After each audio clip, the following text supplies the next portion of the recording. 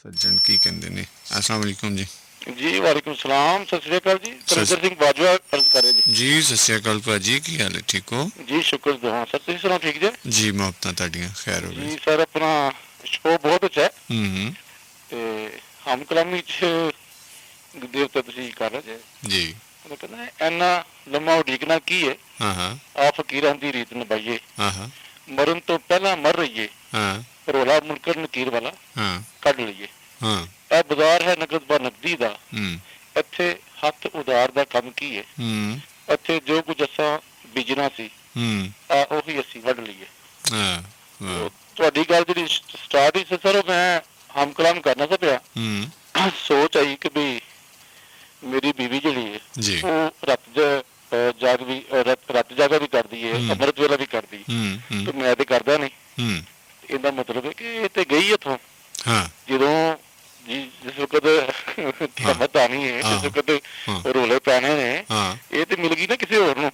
ਤੇ ਮੈਂ ਕਹਿੰਦਾ ਪਿਆ ਗਈ ਇੱਥੋਂ, ਤੇ ਉਹ ਬੁੱਢੀ ਮੇਰੀ ਕਹਿੰਦੀ ਹੈ ਬਾਪੂ ਨੂੰ ਵੇਖੋ ਕੀ ਹੋਇਆ ਜੀ। ਤੇ ਫਿਰ ਮੈਂ ਕਿਹਾ ਨਹੀਂ ਕੁਛ, ਮੈਂ ਕਿਹਾ ਕਹਿੰਦੇ ਨੇ ਕਿ ਵੀ ਸ਼ਹੀਦ ਜ਼ਿੰਦਾ ਹੈ, ਹੂੰ ਤੇ ਸ਼ਹੀਦ ਅਗਰ ਜ਼ਿੰਦਾ ਹੈ ਤੇ ਉਹਦੀ ਬੀਵੀ ਫਿਰ ਦੂਸਰਾ ਵਿਆਹ ਕਿਉਂ ਕਰਦੀ? ਹਾਂ ਠੀਕ ਹੈ ਨਾ ਜੀ, ਸ਼ਹੀਦ ਅਗਰ ਜ਼ਿੰਦਾ ਹੈ ਹੂੰ ਤੇ ਉਹਦੀ ਬੀਵੀ ਦੂਸਰਾ ਵਿਆਹ ਕਿਉਂ ਕਰਦੀ? ਮੈਂ ਕਿਹਾ ਚਲੋ ਕੋਈ ਨਾ ਕੋਈ ਜਿਹੜੀ ਨਾ ਖੁੱਡ ਹੂੰ ਹੋਏਗੀ ਕਿ ਚਲੋ ਜਿਹੜਾ ਨਾ ਕਿ ਸਾਨੂੰ ਵਾਪਸ ਮਿਲ ਜਾਵੇ। ਹਮ ਕਲਾਮੀ ਦੀ ਜੀ ਜਿਹੜਾ ਸਾਰੀ ਜਿਹੜਾ ਜ਼ਿਕਰ ਹੋ ਰਿਹਾ ਸੀ, ਅਸਲ ਤਾਂ ਸਾਰਾ ਹੈਗਾ ਕਿ ਵੀ ਦੇਖਣਾ ਮੈਂ ਕਿ ਵੀ ਰੱਬ ਨੇ ਕਾਇਨਾਤ ਜਿਹੜੀ ਬਣਾਈ ਹੈ, ਜੋ ਵੀ ਹਮ ਕਲਾਮ ਅਸੀਂ ਹੁੰਦੇ ਰਹਿੰਦੇ ਦੇਖਦੇ ਰਹਿੰਦੇ, ਕਿ ਮੈਂ ਸੋਚਣਾ ਕਿ ਵੀ ਜਿਹੜੇ ਫਰਿਸ਼ਤੇ ਨੇ ਇਹ ਰੋਬੋਟ ਨੇ, ਹਾਂ ਜਿਵੇਂ ਕਿ ਆਪਣਾ ਰੋਬੋਟ ਬਣਾਏ ਨੇ ਨਾ ਜੀ ਦੁਨੀਆ ਨੇ, ਹਾਂ ਉਹ ਕੋਈ ਸਜਦੇ ਪਿਆ, ਕੋਈ ਰੁਕੂਏ ਪਿਆ, ਕੋਈ ਆਪਣਾ ਬੈਠਾ ਹੈ, ਜੋ ਉਹਨੂੰ ਹੁਕਮ ਹੈ ਉਹੀ ਕਰਦਾ ਪਿਆ, ਹੁਕਮ ਦੇ ਗੁਲਾਮ ਨੇ, ਹੁਕਮ ਦੇ ਗੁਲਾਮ ਨੇ। ਠੀਕ ਹੈ ਸਰ, ਰੋਬੋਟ ਵੀ ਹੁਕਮ ਦੇ ਗੁਲਾਮ ਹੈ ਨਾ ਜੀ, ਜੋ ਉਹਦੇ ਜ਼ਿੰਮੇ ਉਹਨੇ ਕਰਨਾ, ਇਹੀ ਫਰਿਸ਼ਤਿਆਂ ਦਾ ਹਾਲ ਹੈ।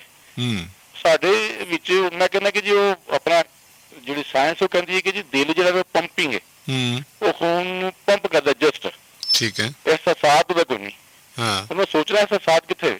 ਹਾਂ ਅਹਿਸਾਸਾਤ ਦਿਮਾਗ ਹੀ 'ਚ। ਹਾਂ ਠੀਕ ਹੈ, ਦਿਮਾਗ ਸਾਡਾ ਕੰਮ ਕਰਦਾ, ਦਿਮਾਗ ਆਰਡਰ ਕਰਦਾ ਹੈ, ਹੱਥ ਚੁੱਕਨੇ ਆ, ਹਾਂ ਅੱਖਾਂ ਚੁੱਕਨੇ ਆ, ਦੇਖਨੇ ਆ, ਕੋਈ ਅੱਛਾ ਲੱਗਦਾ ਕੋਈ ਬੁਰਾ ਲੱਗਦਾ। ਠੀਕ ਹੈ ਜੀ, ਮਕਸਦ ਕਹਿੰਦਾ ਕਿ ਵੀ ਇਹ ਚੀਜ਼ਾਂ ਜਿਹੜੀਆਂ ਨੇ ਕਿ ਵੀ ਕਿਆਮਤ ਵਾਲੇ ਦਿਨ ਜਿਸ ਵਕਤ ਮਹਾਰਾਜ ਦੇ ਉੱਤੇ ਸੱਚੀ ਸਰਕਾਰ ਗਿਆ ਨੇ, ਉਹ ਲੋਕ ਜਿਹਨਾਂ ਨੂੰ ਸਜ਼ਾ ਮਿਲਦੀਆਂ ਪਈਆਂ ਸਨ ਉਹ ਕੌਣ ਸਨ? ਔਰਤਾਂ ਜ਼ਿਆਦਾ ਸਨ ਆਪਣਾ ਉਹਦੇ ਵਿੱਚ ਜਹੰਨਮ ਵਿੱਚ, ਤੇ ਉਹ ਔਰਤਾਂ ਕੌਣ ਸਨ? ਹਾਂਜੀ, ਮਕਸਦ ਕਿ ਸੋਚ ਆਉਂਦੀ ਪਈ ਨਾ ਸਾਰੀ। ਔਰ ਬਿਲਕੁਲ ਨਈਮ ਸਾਹਿਬ ਨੇ ਬਿਲਕੁਲ ਸਹੀ ਗੱਲ ਕਹੀ, ਕੁਰਾਨ ਮਜੀਦ ਦੇ ਵਿੱਚ ਕਿਧਰੇ ਵੀ ਕਬਰ ਦਾ ਅਜ਼ਾਬ ਨਹੀਂ ਹੈਗਾ, ਕਤਲ ਨਹੀਂ ਹੈਗਾ। ਇੱਕ ਹਦੀਸ ਸ਼ਰੀਫ ਜ਼ਰੂਰ ਮਿਲਦੀ ਹੈ ਕਿ ਜਿਹੜਾ ਉਹ ਆਪਣਾ ਦਰਖਤ ਦਾ ਟਹਿਣੀ ਜਿਹੜੀ ਉਹ ਰੱਖੀ ਕਿ ਵੀ ਜਿੰਨੀ ਦੇਰ ਤੱਕ ਸਰਸਬਜ਼ ਰਹੇਗੀ ਉਨੀ ਦੇਰ ਤੱਕ ਉਹਦਾ ਅਜ਼ਾਬ ਟਲ ਰਹੇਗਾ। ਲੇਕਿਨ ਕੁਰਾਨ ਮਜੀਦ ਵਿੱਚ ਕਿਧਰੇ ਵੀ ਕਬਰ ਦਾ ਅਜ਼ਾਬ ਨਹੀਂ। ਸੋਚਿਆ ਕਿ ਵੀ ਕਬਰ ਦਾ ਅਜ਼ਾਬ ਚਲੋ ਸੱਤ ਤੇ ਸਾੜਦੇ ਨੇ, ਠੀਕ ਹੈ ਨਾ ਜੀ, ਸੱਤ ਤੇ ਸਾੜਦੇ ਨੇ, ਤੇ ਕਬਰ ਦਾ ਅਜ਼ਾਬ ਚਲੋ ਅਸੀਂ ਸੜ ਗਿਆ ਤੇ ਚਲੋ ਸਾਨੂੰ ਤੇ ਆਪਣਾ ਨਾ ਮਿਲਿਆ ਕਬਰ ਦਾ ਅਜ਼ਾਬ। ਆ ਤੁਹਾਡੇ ਤੋਂ ਤੇ ਟਲ ਗਿਆ, ਤੁਸੀਂ ਟਲ ਗਿਆ ਨਾ ਜੀ, ਕਬਰ ਦਾ ਅਜ਼ਾਬ ਟਲ ਗਿਆ ਨਾ ਜੀ। ਮੈਂ ਸੋਚਦਾ ਕਿ ਵੀ ਯਾਰ ਵੀ ਆਪਣਾ ਜੋ ਜੇ ਜ਼ਾਕਿਰ ਨਾਇਕ ਕੋਲ ਜਾਈਏ ਤੇ ਉਹ ਕਹਿੰਦਾ ਕਿ ਜੀ ਜਿਹੜਾ ਵੀ ਕੂੜੇ ਨੂੰ ਸਾੜਦੇ ਨੇ ਤੇ ਖਜ਼ਾਨੇ ਨੂੰ ਦੱਬਦੇ ਨੇ, ਉਹ ਵੀ ਫਿਰ ਆਪਣਾ ਜੈਲਸੀ ਹੁੰਦੀ ਹੈ ਯਾਰ, ਸਾਨੂੰ ਕਿਉਂ ਦਬਾਉਂਦੇ, ਸਾਨੂੰ ਕਿਉਂ ਸਾੜਦੇ ਨੇ ਵੀ। ਮਕਸਦ ਕਹਿੰਦਾ ਕਿ ਇਹ ਖੁਦ ਕਲਾਮੀ ਸਰ ਸਾਰੀ ਹਮ ਕਲਾਮੀ। ਅਸਲ ਤੇ ਗੱਲ ਸਰ ਹੈਗੀ ਹੈ ਕਿ ਜਿਹੜਾ ਵੇ ਨਾ ਰੱਬ ਦੀਆਂ ਖੇਡਾਂ ਨੇ, ਉਹ ਖੇਡਾਂ ਨੇ ਉਹਨੇ ਰਚਾਈਆਂ ਨੇ, ਉਹ ਬੈਠਾ ਉੱਤੇ ਜਿਹੜਾ ਨਾ ਸਰ ਡੋਰੀਆਂ ਖਿੱਚਦਾ ਪਿਆ, ਠੀਕ ਹੈ ਨਾ ਜੀ, ਉਹਦੇ ਹੱਥ 'ਚ ਡੋਰੀਆਂ ਨੇ, ਉਹ ਭਾਵੇਂ ਕਦੀ ਮੁੱਲਾਂ ਨੂੰ ਫੜਾ ਦੇਵੇ, ਕਦੀ ਪੰਡਤ ਨੂੰ ਫੜਾ ਦੇਵੇ, ਮਤਲਬ ਸਾਰੇ ਰੰਗ ਉਹਦੇ ਨੇ, ਇਹ ਤੇ ਸੂਫੀ ਗੱਲ ਹੈ ਨਾ, ਇਹ ਸਾਰੇ ਰੰਗ ਉਹਦੇ ਨੇ, ਉਹਦੇ ਰੰਗ ਨੇ ਸਰ, ਜਿਸ ਰੰਗ 'ਚ ਵੀ ਜਿਹੜਾ ਵੇ ਉਹ ਰੱਖਦਾ, ਔਰ ਉਹ ਉਸੇ ਰੰਗ 'ਚ ਅਸੀਂ ਰਹਿੰਦੇ ਹਾਂ। ਅਸੀਂ ਚੂੰਕਿ ਉਹ ਕਹਿੰਦੇ ਤਕਦੀਰ ਕੀ ਹੈ ਜੀ, ਤਕਦੀਰ ਲਿਖੀ ਗਈ ਹੈ, ਤੇ ਫਿਰ ਜਿਹੜਾ ਕਾਤਲ ਹੈ ਉਹ ਫਾਂਸੀ ਕਿਉਂ ਚੜ੍ਹਦਾ? ਲੇਕਿਨ ਜਿਹੜੀ ਤੁਸੀਂ ਪਹਿਲੀ ਗੱਲ ਕੀਤੀ ਹੈ ਨਾ, ਜੀ ਉਹ ਸਾਡੀ ਭੈਣ ਨੂੰ ਕਹੋ ਫਿਕਰ ਨਾ ਕਰੇ, ਸੋਚੀ ਤੇ ਅਸੀਂ ਪੈ ਗਏ ਹਾਂ, ਰੌਲਾ ਬਣ ਗਿਆ, ਵੈਸੇ ਰੌਲਾ ਤੇ ਸਰ ਬਣ ਗਿਆ ਪੂਰਾ ਹੀ, ਤੁਸੀਂ ਤੇ ਰੌਲੇ ਪਾਤੇ ਨੇ ਸਰ।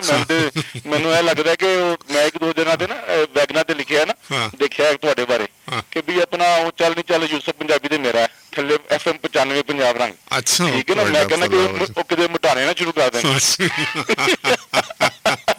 खैर हो सलामत रहन, लिखने वाले भी और पढ़ने वाले भी। बड़ी मेहरबानी जी, बहुत मेहरबानी, मोहब्बत, रब रखे, अल्लाह हाफिज़।